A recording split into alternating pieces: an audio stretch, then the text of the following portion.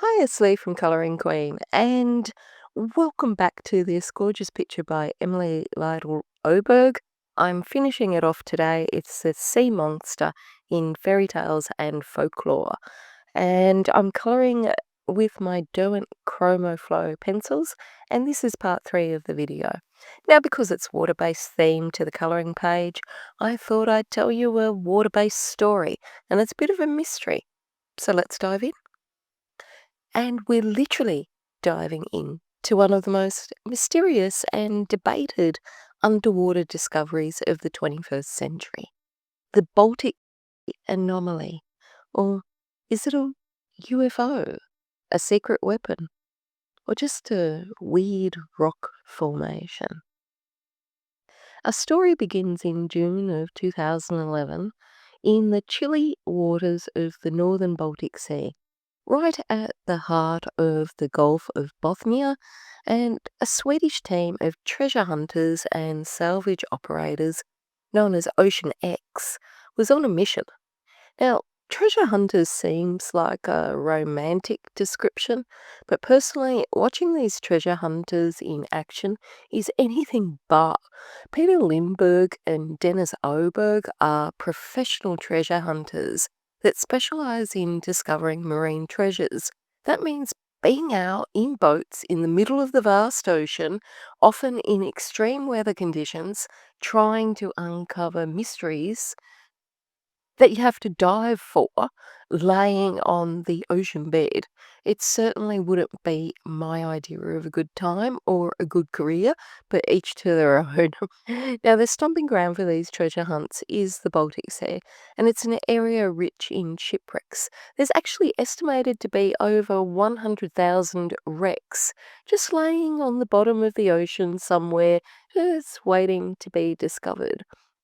Now, some of these wrecks have actually been discovered that sunk in, say, the late 1600s, like the 300-year-old Swedish warship called the Versa, and they actually discovered that. And when they brought it up, it is an amazing, excellent condition.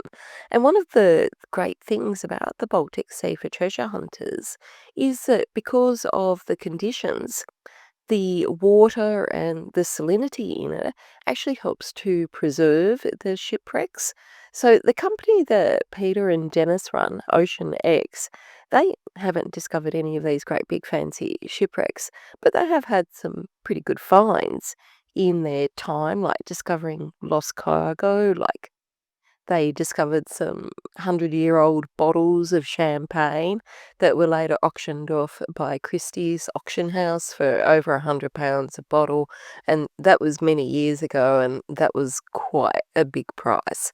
Can you imagine picking up a bottle of champagne that's over 100 years old and wondering what people were doing and, just the whole time? I love history. But anyway, it was on a routine mission in June 2011 that they were about to discover something that's been a head scratcher for over a decade now. Now, the day, of course, it didn't go to plan. They'd rented a fishing boat for the mission, but they soon discovered that the boat was leaking, so they needed to make their way to Finland, which was the closest to make those repairs. Now, I don't know about you, but being in the middle of the ocean and making your way to another country to get your leaking boat repaired would not be my idea of a good time. Now, it's a very expensive business too when you're a treasure hunter, and nobody likes to come home empty-handed from a trip, particularly when you've had to make costly repairs and hiring boats. So what they decided to do was make the best of a bad situation. They knew on their way back to Sweden that they would pass an area where it was suspected that another wreck was.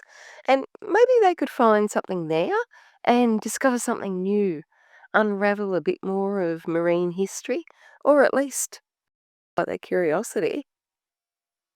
So they dropped their fancy sonar equipment into the ocean and sat back to study the computer screen of images it was showing. Which, to me, when I look at it, it just looks like nonsense and not like our lovely clear colouring pages.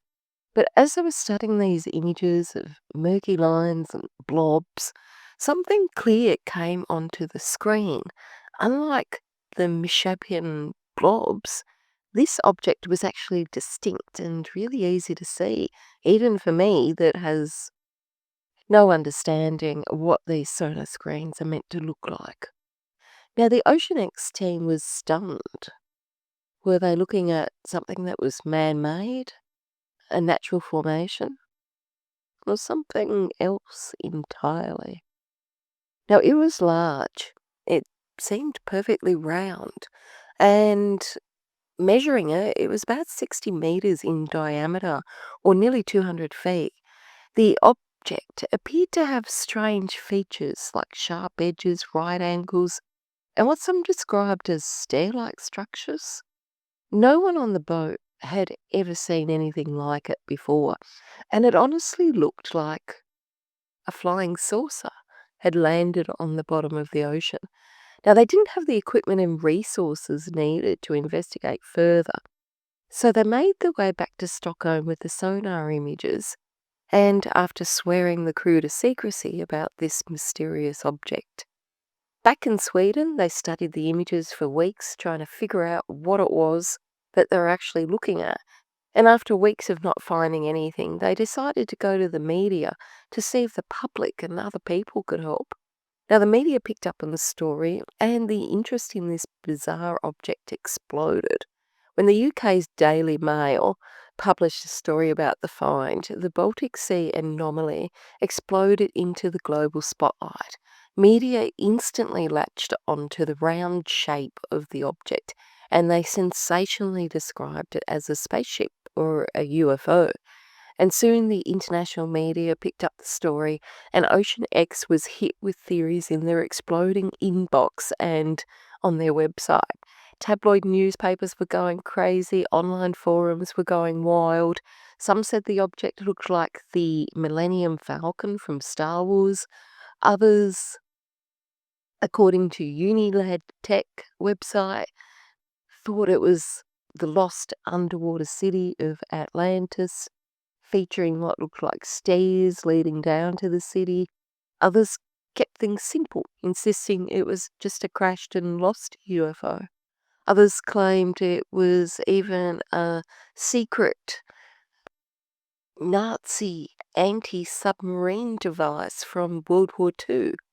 Now, the Ocean X team, for their part, they didn't make any wild claims. They just simply said it has unusual features of seemingly non-natural origin. Now, that's enough to pique anyone's interest, but the lack of answers only just fueled the fire, and the theories just came quick and fast. Some were plain bizarre, some were absolutely goddamn crazy, but the one thing they all had in common was simple.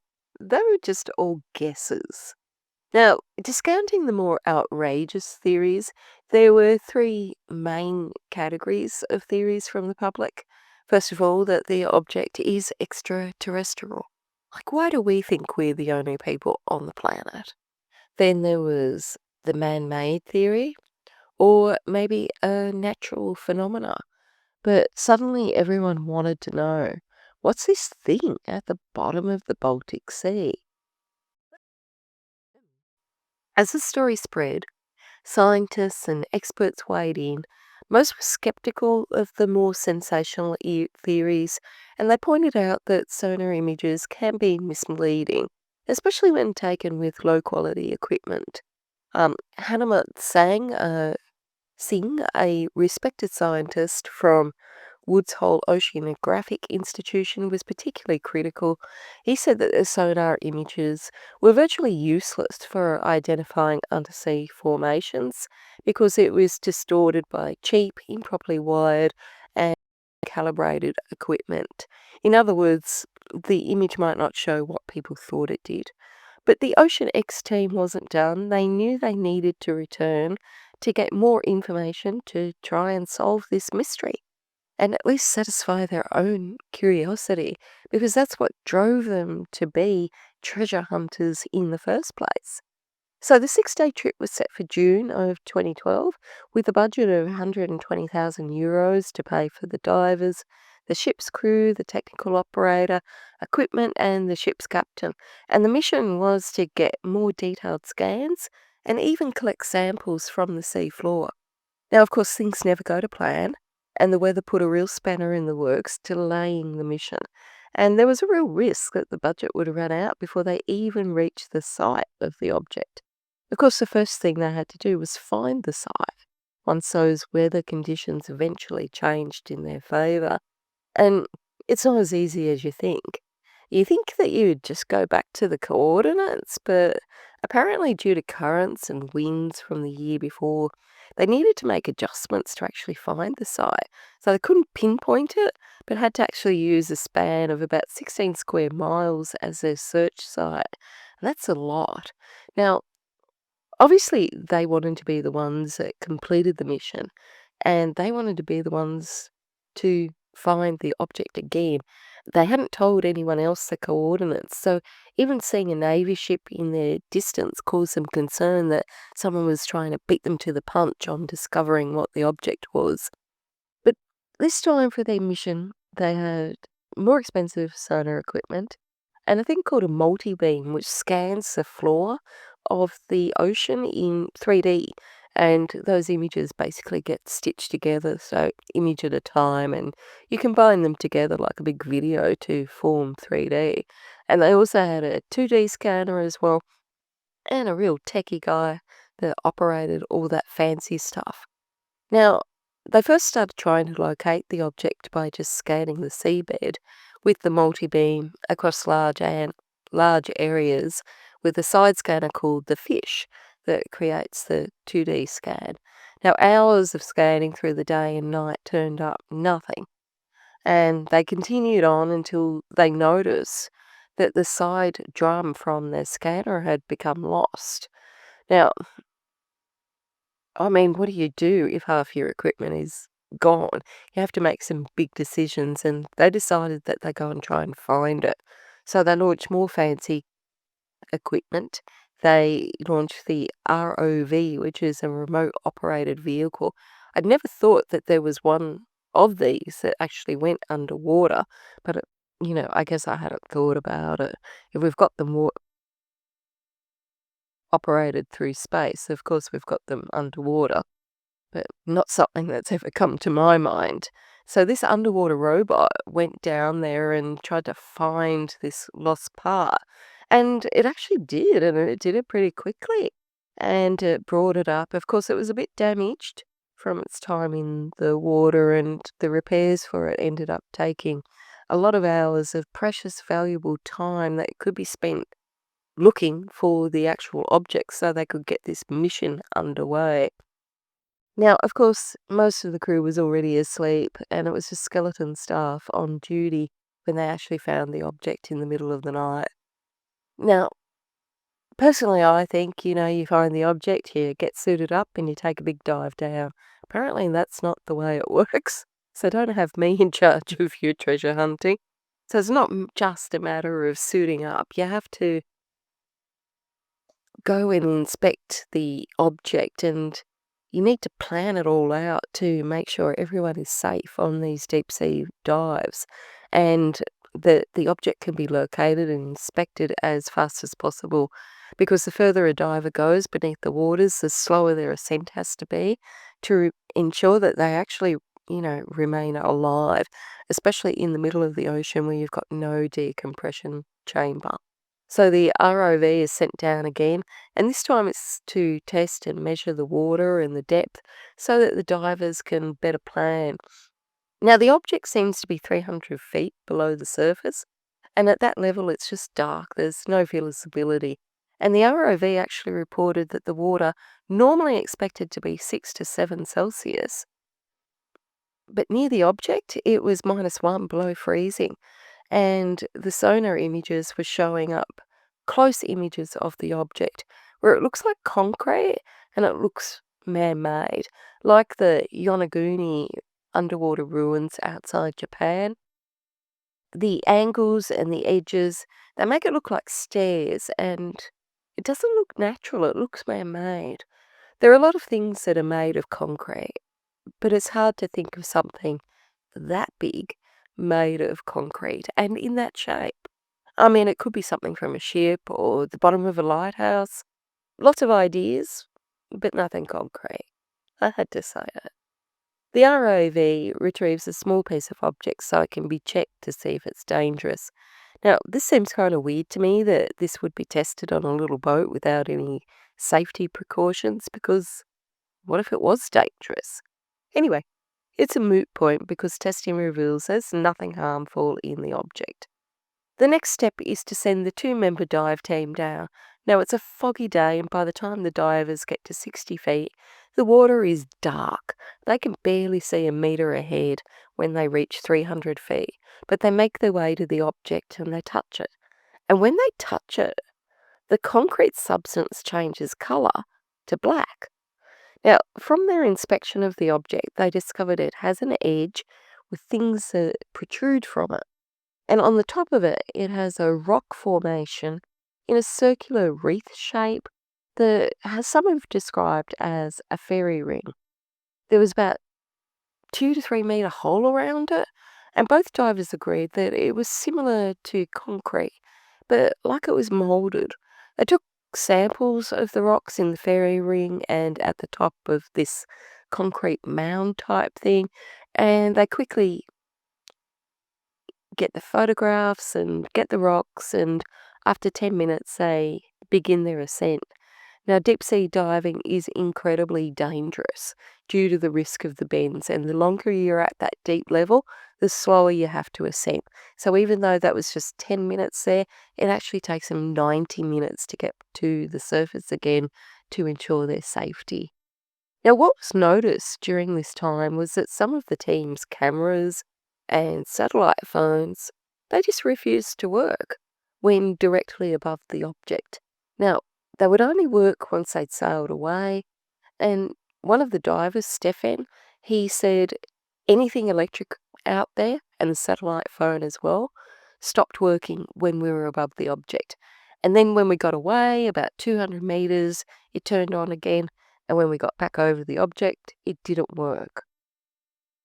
Now, the sample of the rock, one of the rocks that they touched, that they brought back with them, it looks black and it looks kind of burnt. And so they theorised that maybe it's from a volcano or maybe it's a meteorite, but they won't know until they get it tested.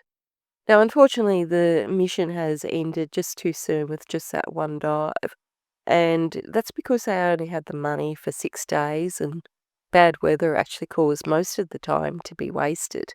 And the divers need 12 hours after they've been at the bottom of the ocean floor to actually recover before they can dive again. And by that time, the money for the mission would have run out. So they head back to Stockholm and meet with an expert in underwater archaeology to inspect the sonar photographs. Now, who knew that there was an expert in underwater archaeology? I certainly did not. Today I learned. Anyway, a marine geologist, Volker Bruchert, at Stockholm University, he was given the rocks to inspect, and he concluded that most of the rocks were just granites, gneisses, and sandstone common rocks in the region. There was also a piece of basaltic rock, which seemed out of place, but not really unusual. Now, this was the black stone sample that was collected from the rocks forming the fairy ring on top of the concrete-looking circle, and he tested it and he classed it as volcanic rock and thought it likely it made its way to the area by glaciers, but there was no explanation for what the mound was and how these rocks settled on it and formed a circle during the last ice age.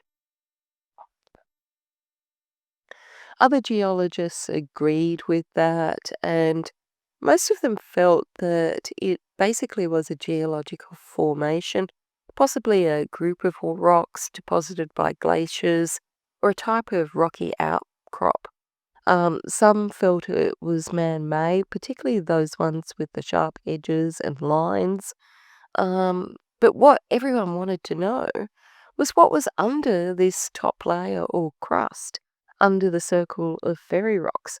Was it concrete? Was it something else? So to do that, they needed to start another mission.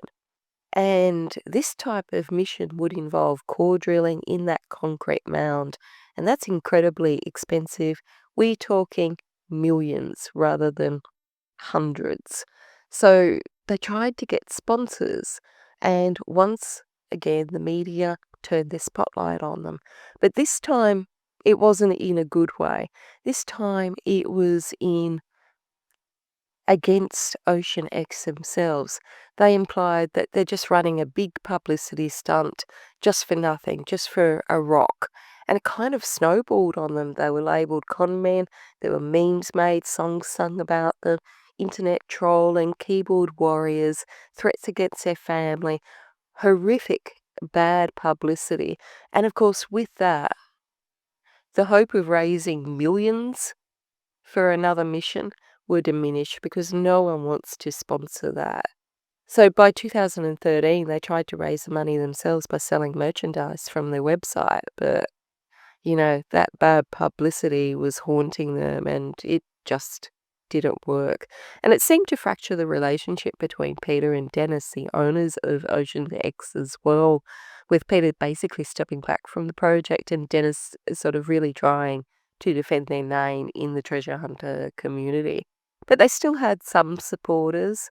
Remember that multi-beam scanner that got damaged and it had to be repaired? Well, although it was repaired, a lot of the data on it had actually been damaged. But a fan of the Ocean X mission was to spend months fixing that corrupted data from the multi-beam, and they were finally able to see what the multi-beam scanner had picked up, and it was totally unexpected. When the images were stitched together, it formed a 3D impression that shows 1,500 meters south of the object. They discovered what looks like an underwater mountain, and that object seems divided by a canyon or a line on the way to the object. And then there's another ridge or line, basically to, guess what? A second object that looks strikingly similar, like the first object that they found. Now, the distinct shapes of this underwater series of objects just seem so perfectly placed and formed to being natural. They look man-made. Someone described it as a 985-foot flattened out runway leading to the object, and it looks along this like it was a crash site. So it looks man-made, but it's no reason for why and how it got there. And at this stage, there's just a pile of theories and no reasons. Now, most scientists believe that there's a rational explanation for all of these. Humat Singh, he believes, as he said initially, that the sonar images are formed like that because they basically were inexpensive. They're not the right sonar equipment for the purpose, and they weren't calibrated properly. And so anything that we're seeing is just anomalies and basically channels contaminating each other because they're not the right equipment. A geomorphologist that that is an expert in volcanic explanations believes that it was basically a natural formation and more likely a glacial deposit, a moraine, or possibly a pillow basalt volcanic rock that forms underwater. Other marine archaeologists like Goran Ekberg from Stockholm believes it's just a natural formation. And although it looks weird and it's really strange and completely circular, nature has produced things that are stranger. And they point to things like the Giant's Causeway in Northern Ireland, which has got hexagonal basalt columns, or the Bimini Wall near North Bimini that looks very odd indeed. So more than a decade after its discovery. This Baltic Sea UFO, fairy rings, it's still a controversy. There's still debate. It's inspired documentaries and books and lots of online discussions. And here we are talking about it today. But no one still knows what it is. No one's still gone down and checked it out, and it still remains a mystery. So hopefully one day we'll solve the mystery. And Ocean X haven't rejected that idea. They still hope that one day that they can go down there, satisfy their curiosity, and see what it actually is and what it's actually formed of. But I'd love to know what you think, whether you think it's a UFO, a secret weapon, a weird rock, something man-made, Mother Nature, a result of glacial movement and things being transported, and or something that we can't explain. I'd love to know what you think. I usually think the simplest answer is usually the best. So I'm going with natural formation, probably brought there from glacier activity during an ice age. But I'd love to know what you guys think. And that's it from me. Until next time, stay safe and happy colouring.